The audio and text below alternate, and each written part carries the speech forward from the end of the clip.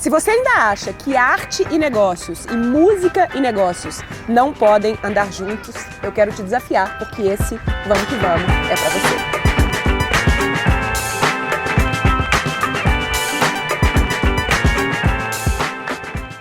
Oi, tudo bom? Eu sou Rafa Capai e esse é o Vamos que Vamos Convida, esse espaço, essa série aqui onde eu converso com gente foda que me inspira sobre assuntos que nos interessam, na verdade, desculpa muito esfarrapada, para bater papo com gente legal, com você participando daí. E hoje a gente tem um Vamos que Vamos especial, direto de LA, Califórnia, com Kiko Loureiro. Eu mesmo. Tudo bem com você? Massa demais receber a gente aqui, obrigada. Não, muito legal. Estamos num parque aqui, né? Criançada, vento. Tá Quem é? Inverno da Califórnia, de Los Angeles, né? Mas tá um tempo bom, né? Eu tá curto bastante um tempinho assim. Exato. Quem é viciado em música como o Bruno já te conhece, mas talvez tem alguém aqui da galera da Espaçonave que ainda não te conhece. Se apresenta pra galera. Claro. Kiko Loureiro, sou guitarrista há muitos anos. De São Paulo, Perdizes, comecei tocando moleque e tal, aquela coisa, violão, lá, não sei o né? que e tal. E aí, em 91, começou uma banda chamada Angra, demo tape, tinha uma fitinha, aquela coisa toda. E a gente sonhava em tocar pelo mundo, mil sonhos, né? E a gente conseguiu um contato, não sei o que, lançou um disco no Japão em 93 e conseguimos ser disco de ouro no Japão, morando ainda com a minha mãe, né? Em casa e tal, morando com os pais. Disco de ouro no Japão e aí começa uma carreira, consegue lançar no Brasil, Angra, eu começo a tocar nos festivais no Brasil, começo a ir para a Europa e tal, e faz uma carreira internacional, né? Meio de fora para dentro e indo para fora também. Começou no lance do Japão, aí o pessoal no Brasil falou, quem é essa banda que está indo bem no Japão e tal, começou um pouco nisso, e aí cresceu, e aí nos anos 2000 eu comecei também a fazer trabalho de guitarra solo, nesse mundo dos guitarristas, e viajei o mundo inteiro dando palestra de guitarra, aulas e tal, e hoje em dia eu moro nos Estados Unidos já há uns 5 anos, mais ou menos, 5, 6 anos, e fui convidado para entrar numa banda de metal lendária que é chamada Megadeth. Megadeth, Negabeth. Mas é isso, é uma banda que inclusive hoje está com aniversário de 35 anos. Mas eu fui convidado em 2015. Aí eu fiz mais turnês ainda, já tinha viajado, mas aí viajando mais ainda. Eu participei de um disco, entrei e gravei um disco, né? E aí os caras tinham sido indicados 12 vezes pro Grammy, nunca ganharam, e aí eu entrei. Olha, e nesse disco ganhamos o Grammy, pé quente total, né? Mas merecedores, né? Evolução do trabalho, né? Tinham que ganhar, e aí ganhei o Grammy, tô aqui em Los Angeles, é isso. Acho que deu um resumo grande já. Massa, e aí em algum momento você também começou a ensinar. Você tem um trabalho com music business, Guitar Hacks. Exato, eu sempre ensinei, porque eu comecei como professor de guitarra. E aí depois, num a um, aí eu comecei a fazer workshops, viajar pelo Brasil, pelo mundo, fui para a Ásia, para todo canto, para a Europa, Estados Unidos, América Central. Ao longo dos anos 90 e 2000, mais para os anos 2000, fiz muito. Sei lá, 50, 60 países pelo menos, turnês e tal, ensinando. E aí só foi uma questão de entrar no mundo digital, né? E a primeira ideia não era nem assim, até o que teria mais a ver com o que eu faço seria ensinar guitarra. Mas o que eu enxerguei, o maior problema nos músicos, eu enxergo ao longo de toda a minha carreira, foi realmente o músico encarar como uma profissão, empreender, acreditar que a profissão ser músico é possível, né? Porque eu sofri com isso quando fiz faculdade de biologia e falei, faço, não faço, abandono, não abandono, vou ser músico, guitarrista, vou passar fome, não sei o quê. E eu acabei indo para a música, ficando na música e larguei a faculdade na USP, lá de biologia e tal. E eu sei que é um sofrimento natural de muitos dos artistas em forma geral, né? Das pessoas que querem fazer alguma coisa que está um pouco fora daquele convencional, do tradicional. Então é um sofrimento que abrange qualquer parte mais criativa, digamos assim, né? E aí na música é super comum. Então eu falei, você quer saber, eu vou fazer o primeiro, que é um assunto que eu adoro, falar de music business e uma forma geral, né? De empreender na música, viver da música. Como é que faz para viver na música? Então eu não falo nada de acordes, escala, notas, nada disso, nenhum momento. É assim, o que você tem que fazer para você viver da música, né? Não ser famoso. Sim. Isso é isso não interessa, na realidade, ser famoso, né? Sim. Você ter sucesso, que é você conseguir viver da música. Primeiro, viver do que você quer fazer, viver da arte e acreditar nisso. E aí eu fiz esse curso, Music Business, foi super legal, fiz evento, foi legal pra caramba, porque eu me senti super bem de ensinar isso, que era um assunto que ninguém falava, agora estão falando mais, né? Tá mais na moda, negócio de empreendedorismo. Mas o primeiro que eu fiz presencial foi em 2014, por incrível que pareça, ninguém falava muito. E por incrível que pareça, também, uma coisa que é muito comum no mercado, é que cada área na música tem um especialista. Então você vai fechar um show, a galera do show manja muito daquele assunto, mas não manja direito autoral, não vai manjar do digital, do social media e tal, não vai entender da parte das gravadoras. Aí você vai na gravadora, o cara não sabe como é que é o business do show, porque no universo da música você tem vários modelos de negócio possíveis, né? Vários modelos, você pode ter gravação, você pode ter música para cinema, que é onde a gente está aqui, é super forte, você pode ser compositor para artista, sei lá, você tem vários, você pode ir na parte educacional, lecionar, tudo mais, né? Então, cada área o pessoal entende, mas o músico ele tem que ter essa visão, entender de tudo um pouco, né? E até de certa forma com profundidade, porque ele vai ter as suas próprias músicas, ele tem que entender direito autoral, ele tem que saber vender um show, como é que é os modelos de negócios para fazer um show ao vivo, ele tem que saber como que é o modelo de negócio para uma gravadora, mesmo que hoje você não tenha uma gravadora, mas como é que é o registro numa plataforma digital, do Spotify, não sei o quê, qual tipo de contrato que vem, qual que é o negócio, ou você vai dar aula, sei lá, eu vou fazer música para filme, como é que seria? E aí fora a sua marca, como o seu branding, você como uma empresa, tudo isso, né? E aí foi isso que eu fiz um curso, tem várias horas, eu comecei a falar, nossa, fui entrando nesses assuntos, porque aí tem um lado pessoal também, porque aí você começa, peraí, eu tinha só que tocar, agora eu tenho que ver tudo isso. Agora eu sou gestor da minha própria carreira, então né? como é que eu dobro o tempo? O dia continua com as 24 horas, né? Então aí você já entra num lado assim de dar prioridades, de performance, de preocupação, saber dividir o tempo. Equipe, quando for a hora. Dependendo da equipe. Sim. Equipe sempre vai ter na música, porque você vai fazer um show, você não vai carregar tudo sozinho, vai montar tudo sozinho, você já começa com a equipe. Mas assim, uma equipe própria talvez, né? E aí por aí vai, manager, todo mundo quer, aonde tem um manager? Fala, pera, não é assim, entendeu? Então, desmistificar certas coisas do manager, da gravadora, e aí a pessoa já tem uma visão, e o grande resultado de tudo isso que eu vejo dos alunos todos é sair motivados acreditando que é possível. Sim. É o grande lance. Sim. Porque o conhecimento em si, depois que você ouve os nomes e quebra essa primeira barreira e entende que você precisa saber disso, senão não vai pra frente mesmo, a não ser que o cara tenha um talento assim, sabe, o cara senta no parque e começa a tocar e lota de gente. Cara, e mesmo assim uma hora vai esbarrar no negócio. Então, e tem caras que têm talentos assim e nunca foram descobertos, entendeu? Quantos? Não, mas eu tô falando aquele tipo um negócio muito acima da média, né? Não tô falando um cara bom, nem um cara excelente. Sim, mas é porque eu sou da opinião que existe um monte cara, de cara tipo, excelente que também não vai pra meia frente. dúzia de, sabe, assim... Gênios. Aqueles caras que realmente são diferentes, mas com certeza se você conversar com eles, você vai ver que eles têm uma cabeça, que eles são diferentes, porque eles enxergaram também onde eles podem, né, como eles podem ser diferentes em certas coisas, né? Mas muitos desses, eu tenho vários amigos músicos, eu tô falando pra caramba, né? Não, mas eu não sei se eu te contei, mas é pra você falar mesmo, esse espaço aqui é seu. Vários amigos que, pô, depois de um certo tempo, você vê aqueles amigos que você fala, nossa, como o cara toca, eu nunca vou tocar desse jeito. Aí os anos passam e o cara tá lá na mesma e você vai crescendo, né? Aos poucos, né? Aquela coisa do coelho e da tartaruga, né? Vai estudando outras coisas, você se posiciona melhor, quando você vai ver, você tá ali no palco e aquele cara que tocava pra caramba, que você adorava quando era pequeno, o cara tá na mesma. Eu vi muito isso acontecer muito, inclusive caras desistir da música e tal, né? Então, assim, entender do music business, né, que é um termo bem genérico, mas é esse lado que não é entender dos modos gregos ou das escalas e não sei o quê, é fundamental. E eu aprendi isso na marra, né?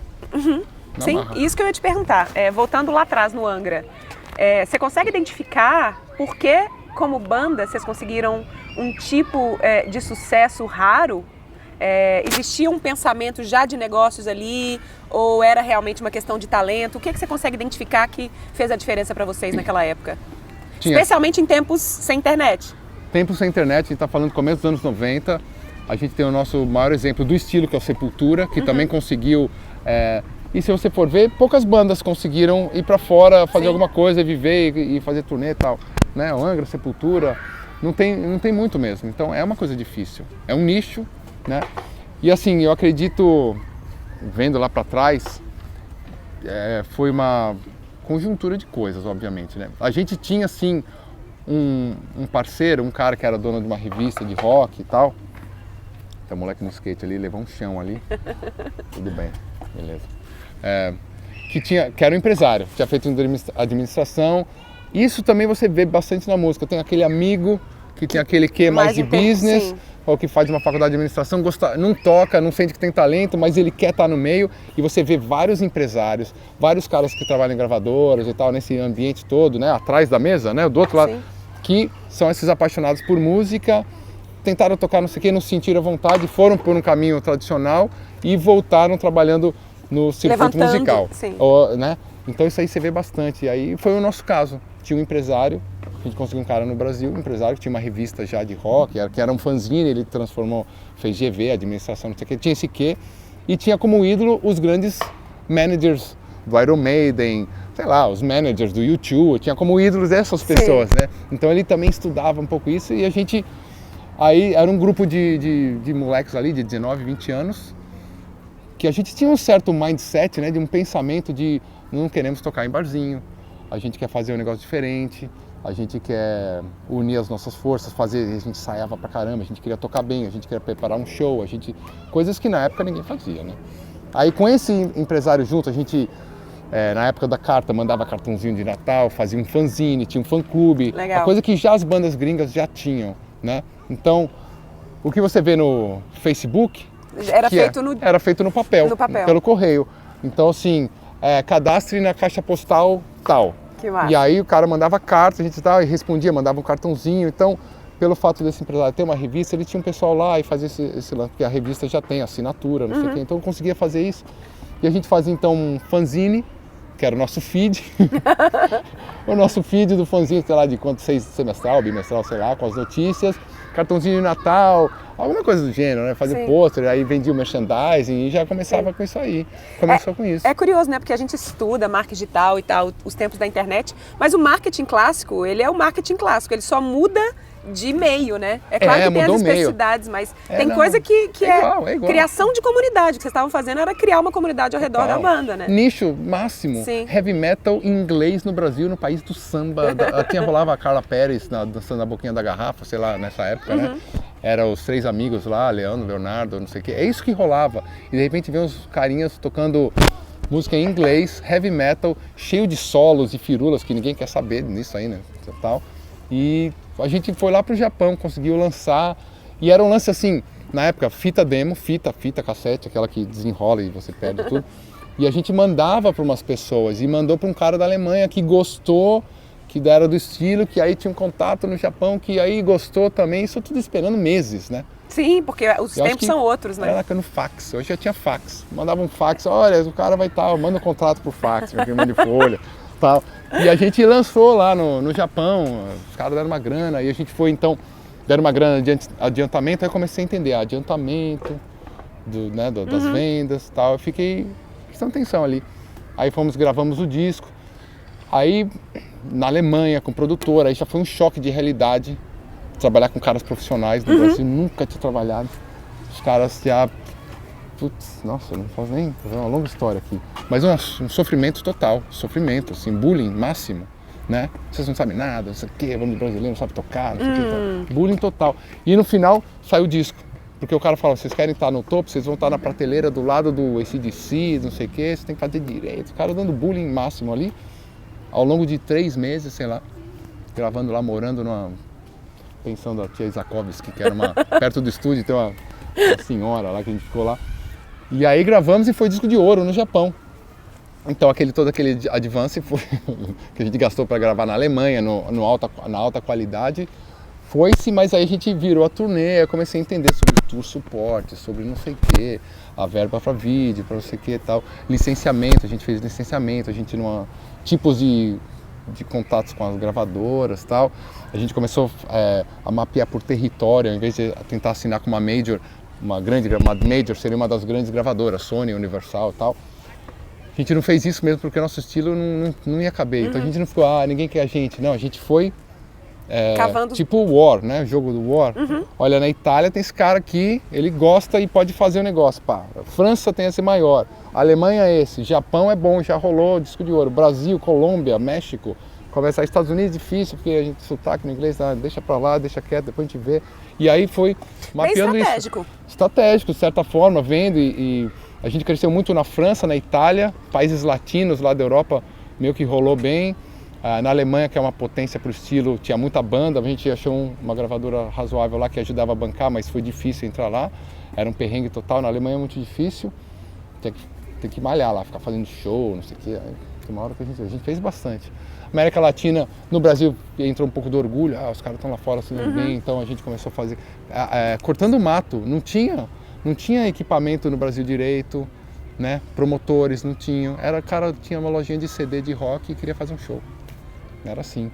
E a gente ia lá e ia fazer turnê na Europa, via como os caras faziam, os festivais, tipo o Wacken, que é o maior festival da Europa, a gente tocou lá no começo, então via os caras começando a fazer direito, um negócio que virou um mega evento. Hoje em dia vai 70, 100 mil pessoas e já é esgotado, tipo um Coachella, né?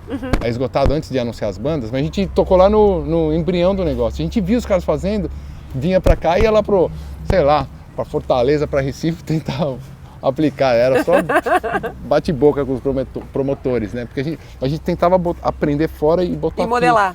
Botar aqui. Então a gente tinha um pouco essa cabeça junto com o empresário e tal. E a gente foi aprendendo aí na marra. E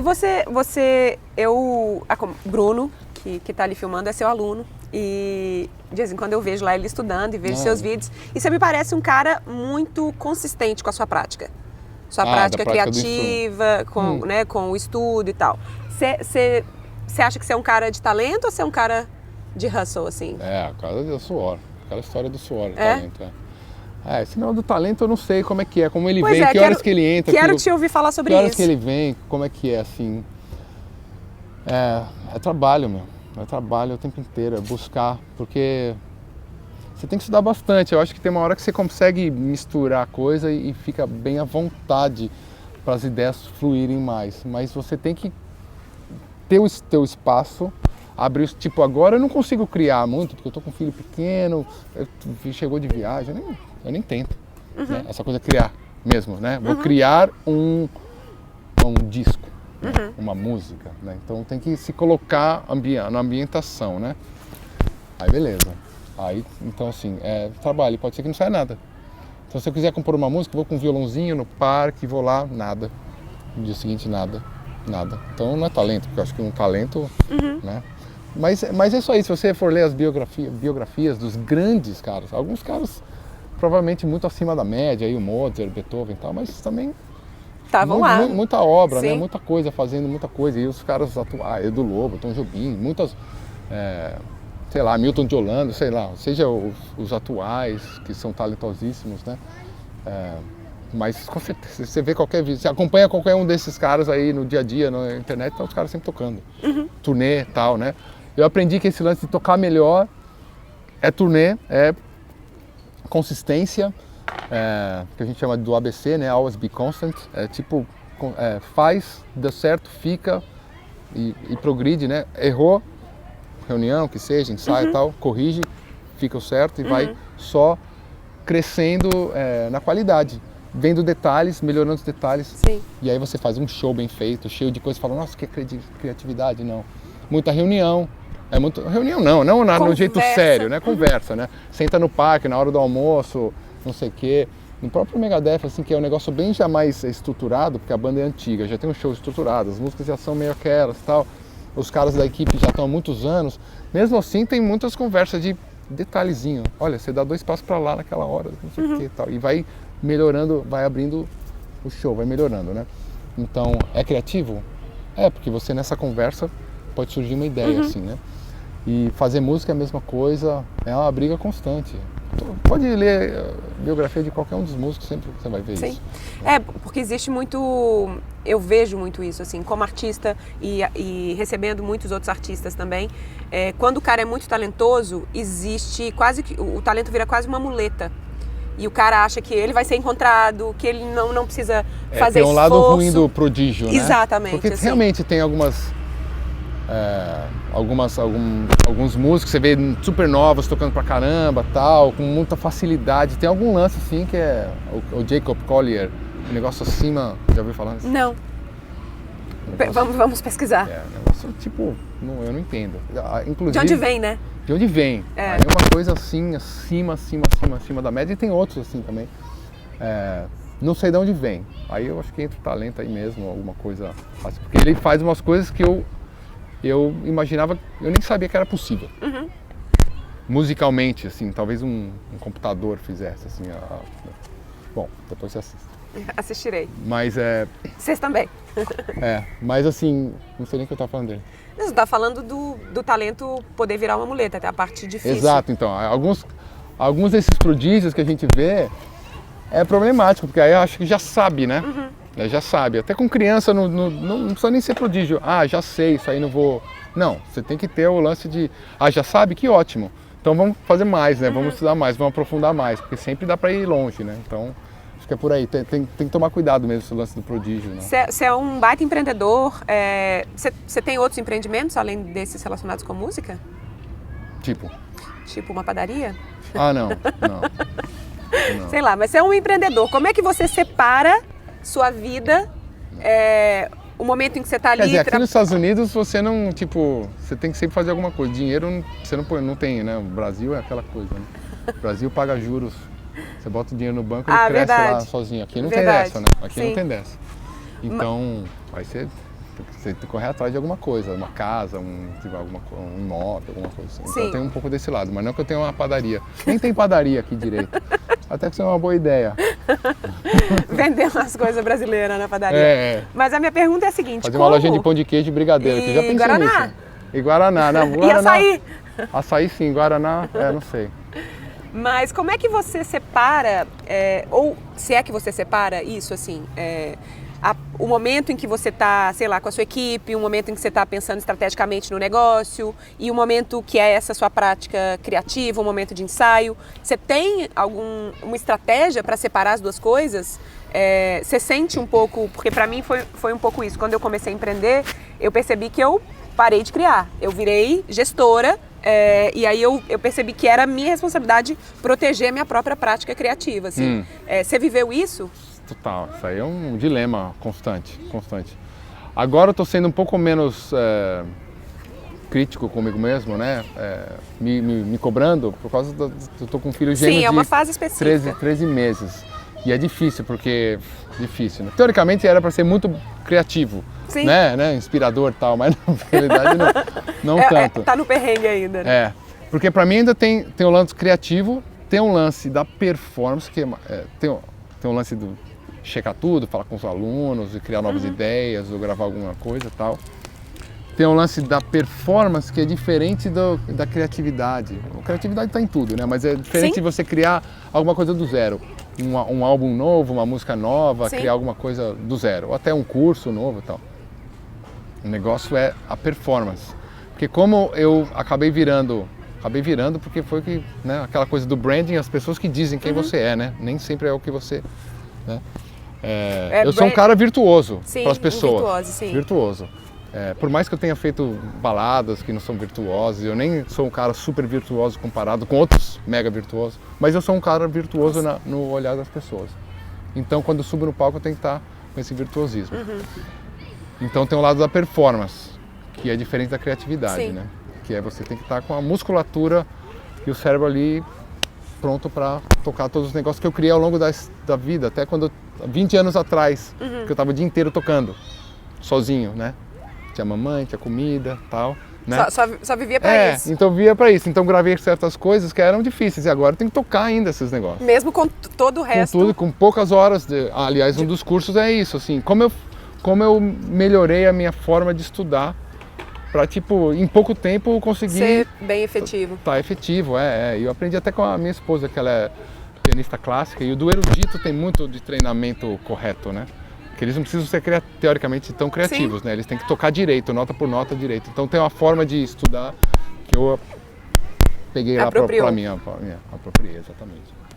E aí você... Então são 3 coisas, né? O empreendedorismo em si, dentro do que você está fazendo, alguma coisa extra, fora a família, que não já pega a maior parte do tempo, a performance em si, você tem que estar pronto, o treinamento para isso, que é a coisa da academia, né? Sim, todo dia ali, levantando peso. Exatamente, todo dia. Ou todo dia, ou não necessariamente todo dia, mas num X dias antes da apresentação, você tá com seu treinamento montado para você chegar naquela performance certa. E aí, a parte criativa mesmo, que é o que eu vou fazer hoje, lúdico, vou fazer uma melodia e tal, né? Olhando para os pássaros.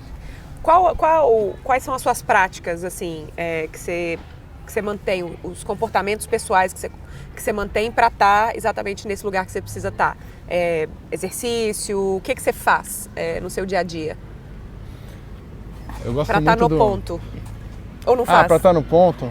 Não, eu faço umas coisas mais ou menos, nem sempre tem aquela constância, porque a minha vida fica muito turnê. Fica muito turnê. Então, você chega nos lugares, assim.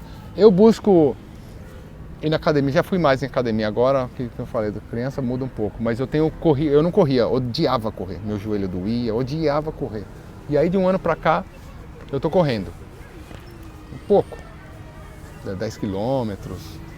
Eu corri até uns 20 quilômetros umas horas. Porque eu percebi que, pouco, que, não, bastante, né? que já é bastante, né? Mais 5 quilômetros, eu não conseguia correr nem 100 metros. Já o meu joelho já reclamava, já tinha uma desculpa. Aí eu comecei a perceber essa coisa mental, né? Do bloqueio. Vou fazer 3 quilômetros. Mas eu comecei andando. E aí porque muitos lugares, muitas viagens, muitos países, muitos lugares incríveis que eu fui e você não vê nada. Eu ficava no hotel, ficava no hotelzão lá, quando você vai ver, você está imerso naquele hotel, né? Hotel maravilhoso, você desce, não está vivendo a cidade, café da manhã, já come ali mesmo, fica com os caras, quando você vai ver, eu vou embora, né? Então, comecei a andar, eu falei, vou correr, eu comecei a então pegar a corrida como uma forma de turismo, né? E aí, rolou. Aí eu peguei o hábito e o gosto de correr um pouco, então isso aí eu procuro fazer, porque a academia, não dá pra fazer essa coisa de academia, ou fazer uma arte marcial, alguma coisa que você vai toda terça e quinta às 8 da noite. Isso não existe na minha vida, entendeu? Não Cada existe semana nada. é uma semana. E pra mim até curso online é ótimo, porque pode fazer de qualquer lugar. Fazer de qualquer lugar, essa coisa de cursos e tal. Isso, academia e tal. Tem umas coisas, não sei. Você medita? Essa meditação tentei, mas eu não consigo. Eu meditei, eu digo até, no período que nasceram os gêmeos. Eu falei, eu preciso achar alguma coisa, eu vou ficar louco. E aí eu meditei todo dia, 10 minutos, 12 minutos, tipo nada, né? Mas já ajudou. Diferença. Eu sobrevivi, então eu acho que a meditação me ajudou. Porque meus filhos nasceram na Finlândia, então tava escuro total, inverno. Tipo, até levava minha filha na escola lá, 8 da manhã, escuro, breu total, frio, menos 15. Frio você não sabe o que é frio. Menos 15, escorregando na neve, aquela coisa e tal. Levava e buscava ela às 4 da tarde, também de noite. Então, tipo, das 9 às 3h30, 4, era o tempinho que nem era sol também, fechado. Sim. Você fica louco, você Posso não tem imaginar. vitamina D nem nada. Aí você chega em casa com o bebê recém-nascido, chorando, aquela coisa, fralda, não sei o quê. E você querendo fazer as outras coisas, e as pessoas te cobram de... Aí fica louco, fiquei louco. Não fiquei louco, aí a meditação acho que ajudou aí.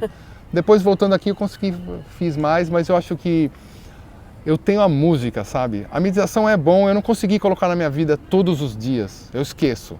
Alguns períodos, sim.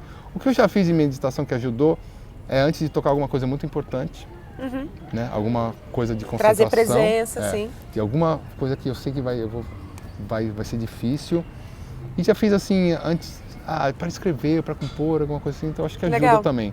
Você falou uma coisa interessante, porque a música é uma espécie de meditação ativa, né?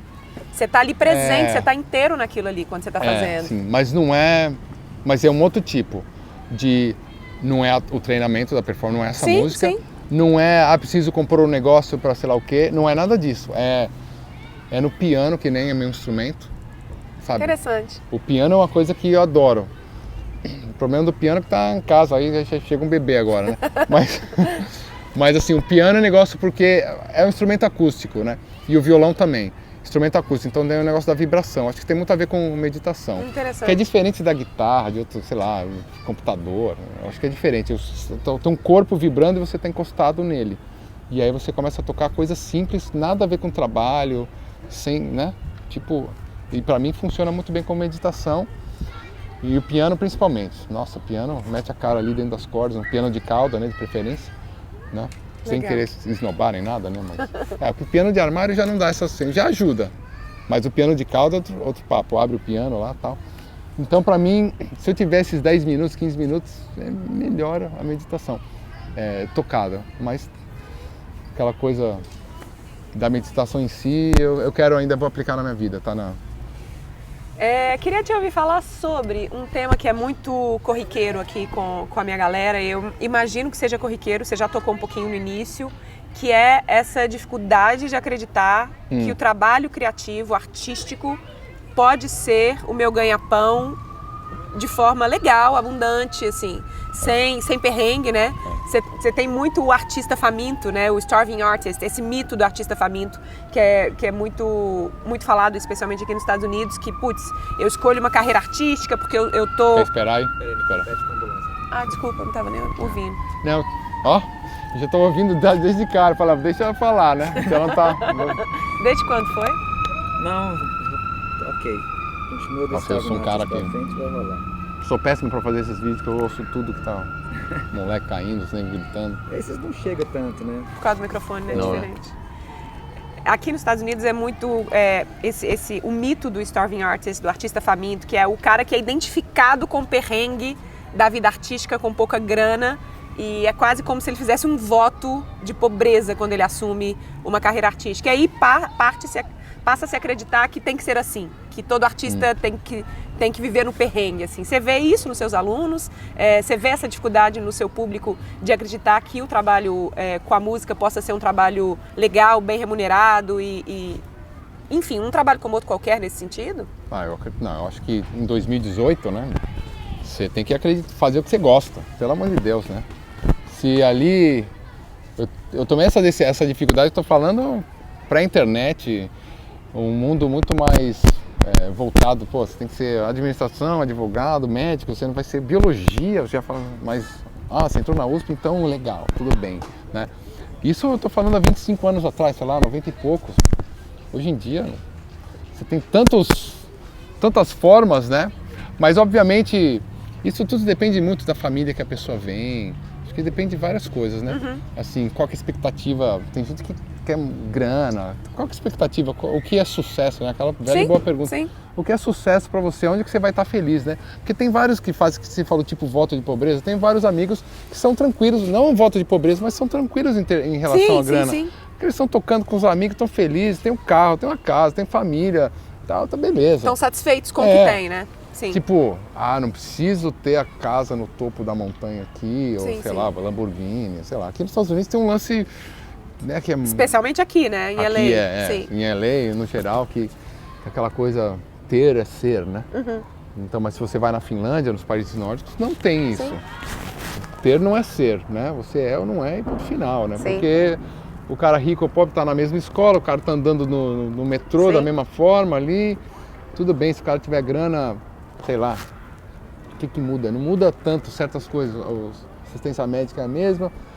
Tudo bem, o cara vai ter um carro legal, mas no final o carro tá tudo coberto de neve. Então o cara vai de metrô, né? Tipo, o cara pode viajar mais, ou sei lá, o cara pode morar numa casa, pode ter um barco, sabe? Alguma coisa assim, né? Mas o cara vai ter aqueles jet ski no gelo, sei lá como chama aquele treco. Sabe, o cara rico, não? Uhum. Então não muda muito. Aqui tem uma coisa do cara ter um carro maior, ter 3 carros, uma casa de 10 banheiros, com, sei lá, 20 banheiros, aquela coisa, tem que ter um palácio. Então depende de onde você está, a família que você vem, o que você acredita. E quando você opta por ser artista, muitas vezes você se alimenta da sua arte. Sim. Essa felicidade, esse sucesso, você se alimenta da própria arte. Então você vai estar feliz, né? Então tipo, é muito relativo, né? Mas ao mesmo tempo, se você quiser fazer um negócio bem sucedido dentro do mundo criativo com arte, também é possível. Aí você vai ter que ser mais empreendedor, montar não precisa nem ser pelo lado digital, ter algum espaço com uma equipe, alguma coisa, sei lá. Aí vai ter o trabalho de montar um negócio. Mas nem todo mundo é empreendedor também. Eu vejo muita gente falando, tem que ser empreendedor. Concordo, nem todo mundo é empreendedor. E nem todo mundo tem que ser, no sentido de que todo mundo tem que trabalhar para si mesmo. Não tem. Tem gente que gosta e está feliz trabalhando para os outros e tudo bem. Tá ótimo. Eu vejo aqui até... Eu nunca fiz isso, né? Mas no fundo você trabalha para alguém, na realidade, porque você trabalha para as pessoas que... Para servir, Para servir as pessoas, né? Mas aqui, onde a gente está, que é bem... Tem um escritório da Disney aqui perto, tal, eu tenho vários amigos, assim, que eu estou conhecendo recentemente, pais na escola da minha filha lá, o pessoal que é tudo profissional aqui, contratado pelas grandes gravadoras, a gente estava conversando sobre isso. O cara tem uns empregos aí das 9 às 5, mas são criativos, né? A gente tem uma amiga nossa que é desenho Simpsons lá, tem outro que é o diretor do Simpsons, tem outro que é baterista de não sei quantos, outro que vai... Então tá tudo certo, trabalho fixo, ou é advogado, mas é advogado nesse mundo, né? Das licenças dos personagens da Disney, né?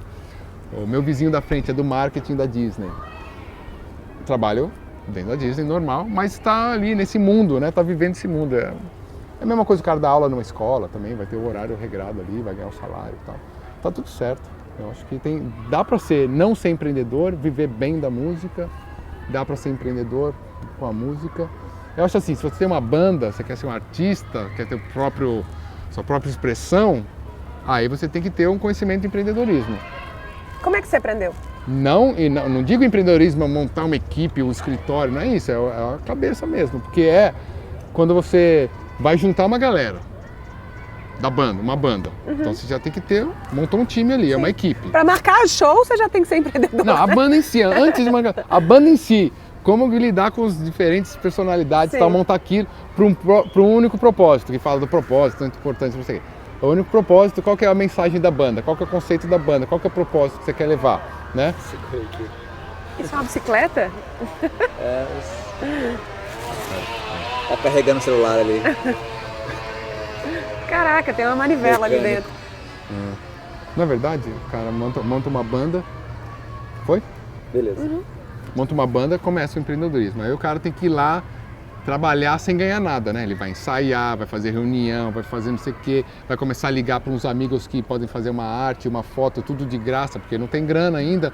E aí monta aquela galera em volta em prol de uma ideia, de um som, de um conceito, né?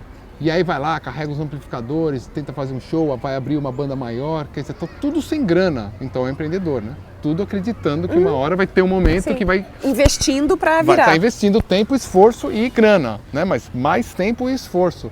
E aí, tem uma hora que pode virar. Se ele for inteligente, ele vira, fica esperto no como desenhar bem o branding da banda, da arte que ele está fazendo. E uma hora vira. E pode ter trabalhos em paralelo, porque você aprende muito quando você faz isso, né?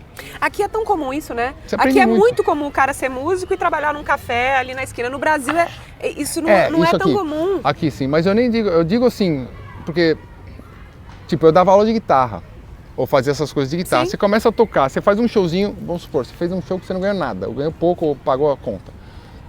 Mas tinha um monte de gente lá te vendo. Aí o cara que está te vendo quer aprender com você. Porque ele falou, eu quero... já consegui um gig de aí aula ali. Você tem uma aula, então é meio assim, você pode...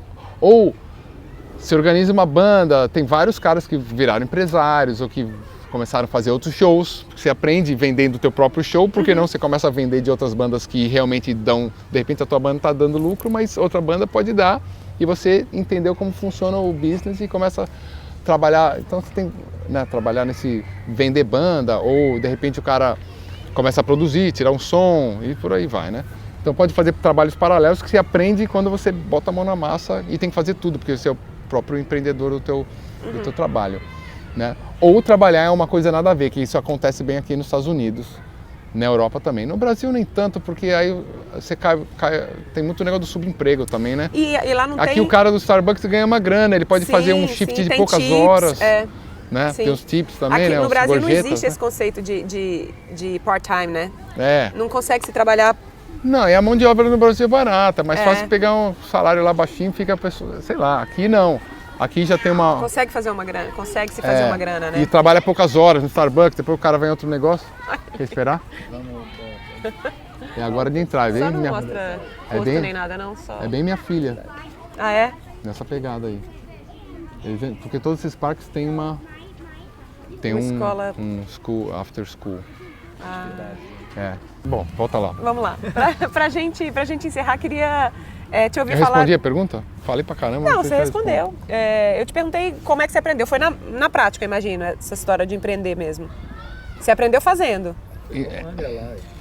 Com o Angra ali Foi uma botando. escola, né? Mas a gente teve. Eu acho que eu tive sorte e eu comecei a observar que a gente teve aí ia lá pro Japão, os caras da gravadora. Eu era um cara que ficava perguntando pro cara da gravadora, como é que é isso, não sei o que e tal. Fazia turnê na Europa. Você ficava sugando o conhecimento Tentava ali. de certa forma, né? Poderia ter feito mais, na real, mas os outros caras da banda, outras bandas, nem todo mundo é assim. Eu percebi que eu tinha esse tino, mas eu colava mais junto com o empresário, ficava com ele várias horas, conversava, tal, não sei o quê. Tava numa turnê, aí tem um tour manager, né, que é o diretor da turnê. Geralmente esse tour manager, ele é tour manager de outras bandas também, e aí às vezes bandas grandes, porque o contratante, então eu lembro que fala, tá, mas como é que essa banda faz, quanto que eles não sei o que e tal. Me dá um contrato, eu lembro de receber contratos, os caras pagavam, riscavam, isso é uma dica muito legal, né? Riscavam os números. Pô, eu lembro de ler os contratos de banda grande, sei lá, do Garbage, sei lá, da época, anos 90 isso aí, umas bandas maiores. Pô, nossa, olha assim, o que os caras falam e tal. Coisas do gênero. Ou próprios contratos das gravadoras que a gente recebia, que são contratos padrões, eu lia tudo. Dentro do meu curso eu leio, inclusive, e mostro. Os caras, é chato. Mas é o chato que você tem que saber. Porque quando você cresce, faz tua arte, todo mundo adora. Aí chega um cara e fala, vamos fazer um negócio. Daí que você faz? Tipo, sabe o que acontece geralmente? A pessoa, principalmente quando ela é muito boa na arte que ela faz, ela é tão boa e não sabe esse business. O que acontece? Ela rejeita. E deixa na mão de uma pessoa. Deixa na mão de uma pessoa ou fala mal. Esse negócio de business atrapalha a minha arte, não sei o que e tal. Fala mal porque na realidade, eu acredito nisso, ela tem medo ou é uma fraqueza, porque tem um desconhecimento. Ela tá tão boa na arte que ela tão ruim nesse outro lado que ela se afasta, fala mal, porque ela simplesmente desconhece, tem né? essa fraqueza de aceitar que tem um negócio que eu não sei nada e eu precisava saber. E aí é isso. Por isso que quando acontece, assim, eu sempre falo, né? Tipo, você vê um cara, porque acontece muito, né? Na música e na arte no geral.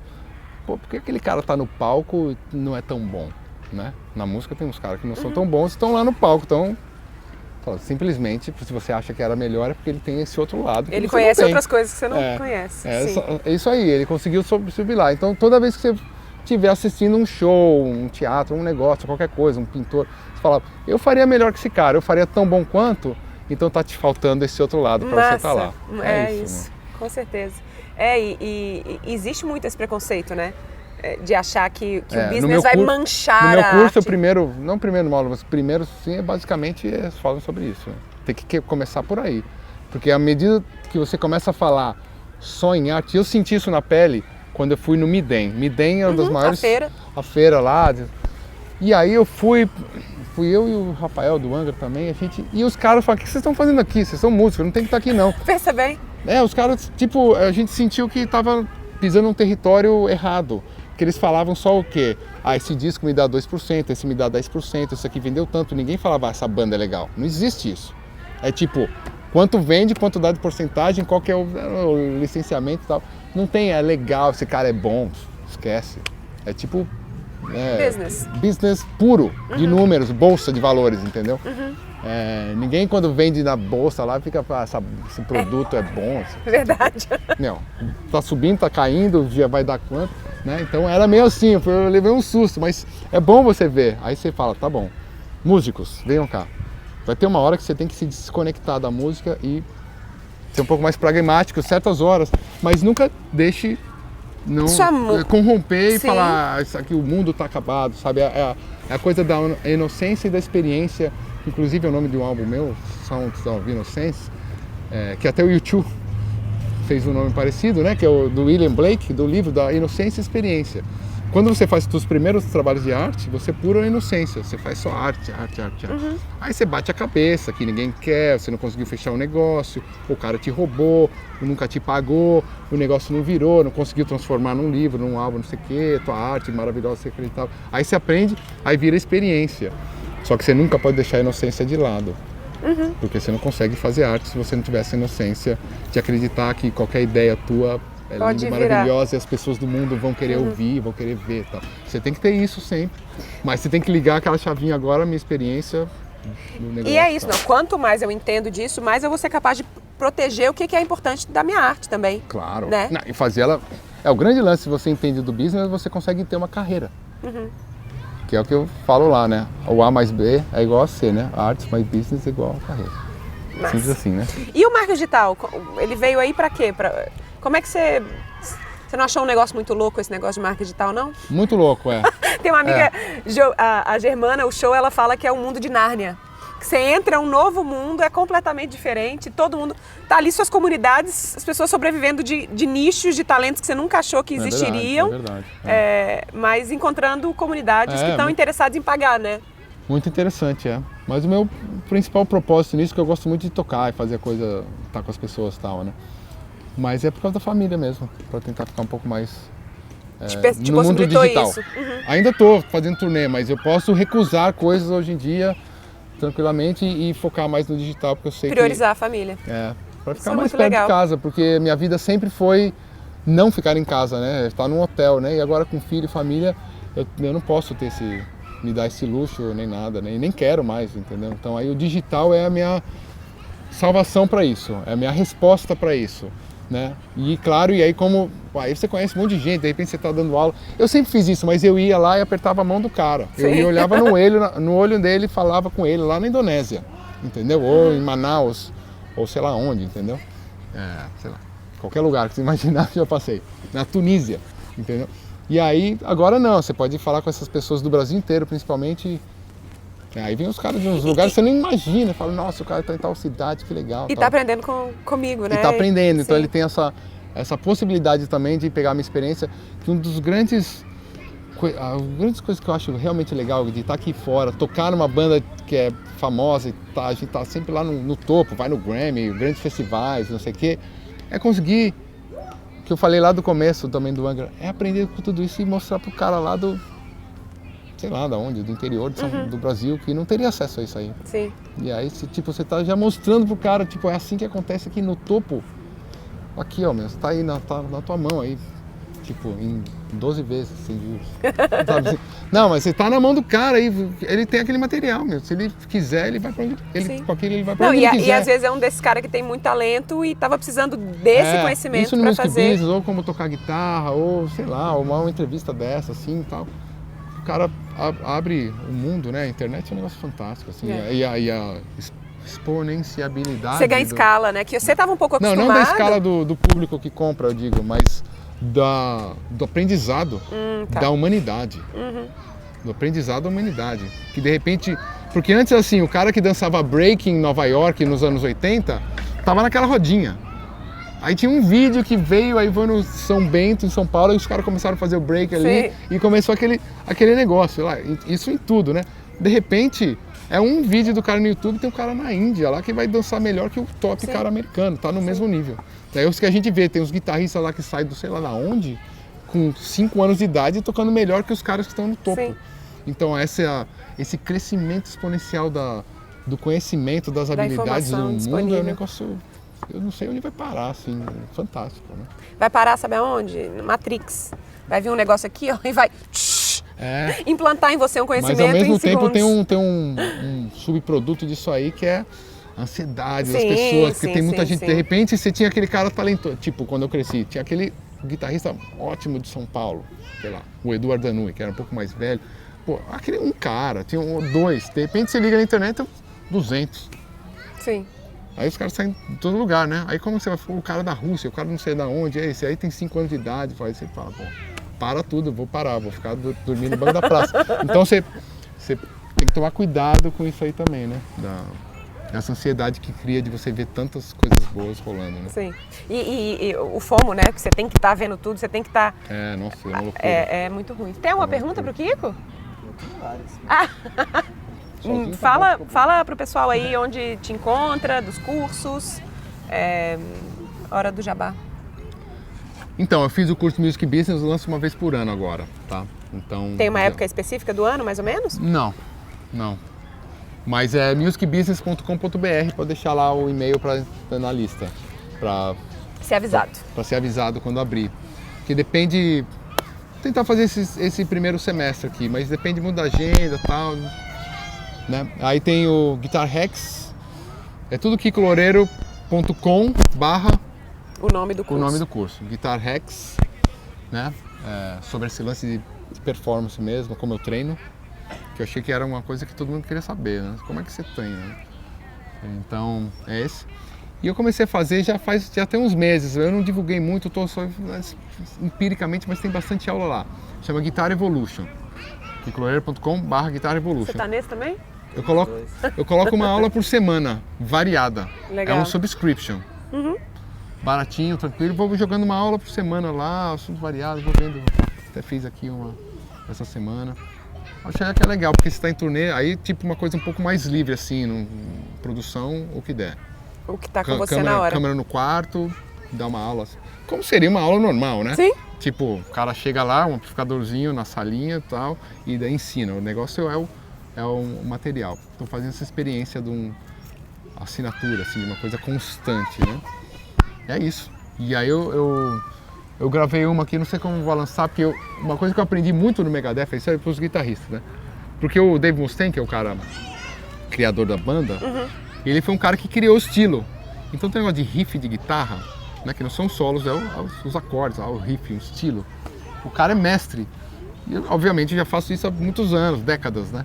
20 anos e tal. Mas eu melhorei bastante nos últimos 2 anos por causa dessa convivência e certos detalhes. Aí eu fiz um curso mostrando esses detalhes aí. Esse chama? Não tem nome ainda. Ah, ainda não. Vai ser alguma coisa de riffs de metal, alguma coisa do gênero, assim, mas é... Não, eu gravei essa semana. Massa. Que é uma coisa assim que também... Que eu aprendi, sabe, assim, recentemente. Você já tá passando já adiante. Quero mostrar. Quer dizer, eu já faço isso faz tempo, várias coisas e tal, mas é uns detalhezinhos que eu falei, eu nunca ninguém me ensinou isso. Aí eu peguei na fonte do cara que criou o estilo, né? É tipo assim, né? Então são detalhes, mas que fazem são os detalhes, né? Que essas diferenças... Deus está nos detalhes, como dizem, né? Dizem isso aí? Não sei. Dizem. Mas é isso aí. E outras ideias que vêm aí pra frente, mas é o que temos agora. Só isso tudo. Tá Obrigadíssimo. Obrigado. Foi um prazer. Muito bom. Muito bom. Falei demais. Pode cortar bastante. Olha, eu vou repetir. Assim, era um pouco a nossa pretensão. Sai falando. Que você pudesse falar o máximo aqui pra galera. Comigo? Sim. Esse foi o Vamos Que Vamos Convida de hoje, muito massa, né?